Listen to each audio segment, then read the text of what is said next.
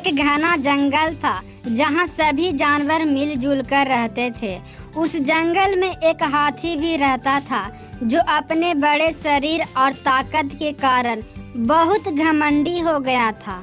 वह अक्सर छोटे जानवरों को डराता और उन पर अपनी ताकत का रौब जमाता था।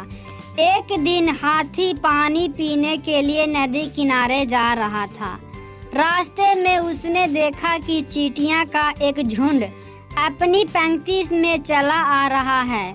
हाथी को उन चींटियों को परेशान करने में बहुत मजा आता था, इसलिए उसने अपनी सूंड से पानी भरा और उन चींटियों पर छिड़क दिया। पानी से सभी चींटियां इधर उधर बिखर गई, लेकिन एक छोटी चींटी हाथी की इस हरकत से बहुत नाराज हो गई। उस चींटी ने हाथी से कहा, तुम्हें अपने बड़े शरीर और ताकत पर बहुत घमंड है। याद रखो, कभी किसी को छोटा नहीं समझना चाहिए।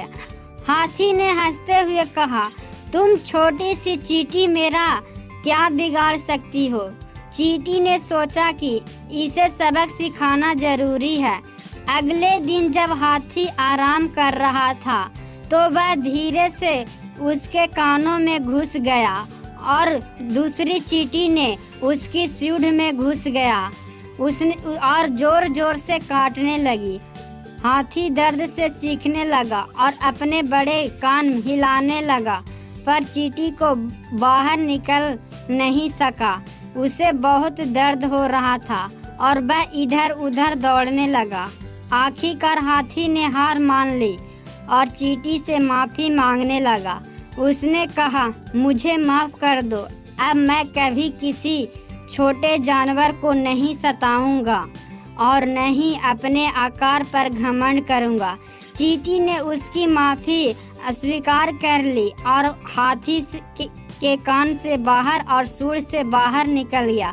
उस दिन के बाद से हाथी ने सबके साथ मिलकर जुलकर रहना शुरू कर दिया और कभी किसी को छोटा नहीं समझा।